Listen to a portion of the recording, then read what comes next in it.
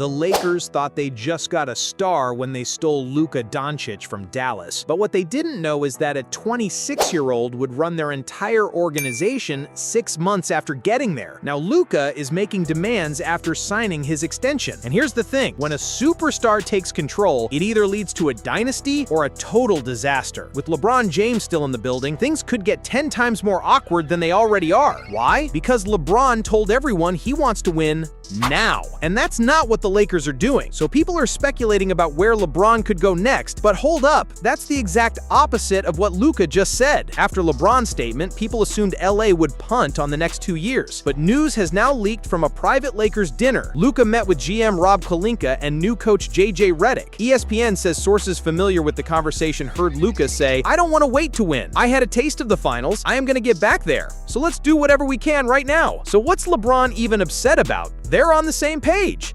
Well, obviously, LeBron hates how much control Luka now has over the franchise, so let's assume LeBron is moving on. Who does LA get to replace him? Because the realistic names here are way bigger than you'd expect. But remember how the Lakers basically stole Luka from Dallas? They sent out Anthony Davis, Max Christie, Jalen Hood-Schifino, and 1 first-round pick in a 3-team deal. They got Luka, Maxi Kleber, and Markieff Morris in return. How could the Mavs hate Luka that much? Possibly, but the Lakers' pitch to Nico Harrison went something like this. Hey, Luka's about to be a free agent. He could literally leave us 1 year from now. Then we just gave up AD, Max Christie, and picks for nothing.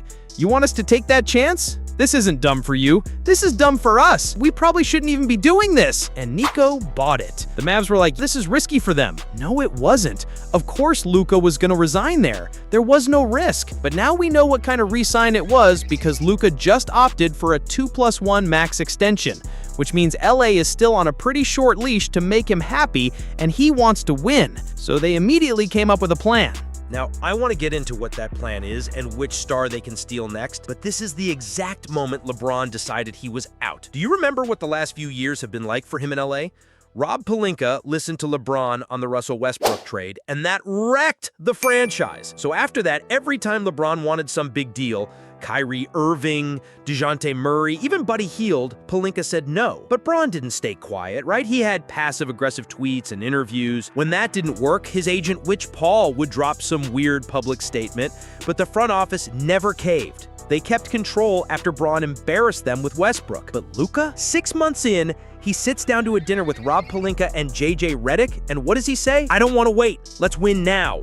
And they're like, okay. One conversation, that's all it took. Now we're hearing about big moves. Can you imagine how pissed LeBron must be? One dinner. So Bron spent years trying to push the Lakers forward. Luka walks in and suddenly they've got a plan. And to pull it off, they have 3 first-round picks to trade, max cap space coming up soon, and trade chips like Austin Reeves, Rui Hachimura, and Dalton Knecht. But who are they gonna get? Well, the list is way crazier than people think. And if LA pulls this off, the internet's gonna break, just like the Luka trade. But before we unpack that, yes, Luka's age has a lot to do with this. LA was not going to listen to a 40-year-old LeBron. But a 26-year-old MVP-level Luka is a game changer. But if LeBron stays, he's gonna have to humble himself to a guy half his age. Do you really think that's gonna happen from a guy who calls himself the king? No. So before the Lakers' future, I want to touch on LeBron. This year could be his last. But where will he go next? Assuming he leaves in free agency, which he can do, the Cavaliers, Mavericks, and Knicks can only offer the minimum. These are 3 teams that you would think he likes. Remember, his 2 best active NBA friends are on Dallas, but a minimum is just unrealistic. The Warriors can only offer the mid-level exception, which is about $10 million. Not great, but the Clippers have real cap space to sign LeBron outright and pair him with Kawhi Leonard. Not enough people are talking about how dude can stiff the Lakers while not having to move out of LA. That would be insane. But what about the Lakers' plan with Luka? Well, they already took some small steps this offseason, adding Marcus Smart and Jake LaRavia. But that is not close to enough to compete in the West against the Thunder, the Rockets, and the Nuggets. They need a lot more, especially to eventually replace LeBron, who is still very good. That is a gigantic hole in the roster. They need to build a championship team around Luka, with that ammo we talked about. But the main thing is cap space. Why? Because it's not just money for the Lakers, it's leverage. It lets LA say, hey, small market team, yeah, we want your star. So you can either trade him to us now, or we'll just sign him outright, and you'll have nothing. I know that sounds harsh, but it works. It's how they got Shaq. It's how they got AD. It's what the Lakers do. So who can they get? Well, things get really interesting in 2027. That summer, there are big free agents, including Giannis Antetokounmpo, Nikola Jokic, and Donovan Mitchell.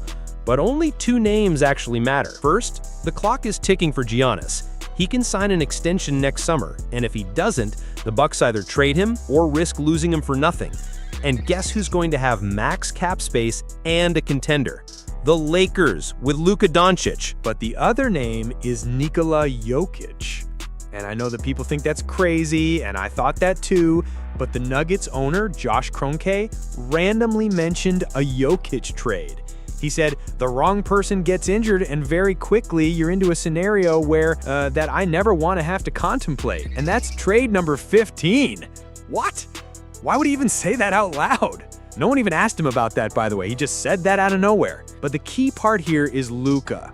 We all know Jokic isn't the kind of guy who's going to be starstruck by the LA market, but he has a brother in Luka. Jokic's Serbia and Luka's Slovenia were actually the same country not long ago, Yugoslavia. It broke up in the 1990s, but they still basically share an identity. Luka and Jokic joke in Serbian during games. They train together and they rep that Balkan toughness in the NBA. To them, it's not about, oh hey, I get to team up with another all-star. No, this is two guys from the same culture playing together at the highest level.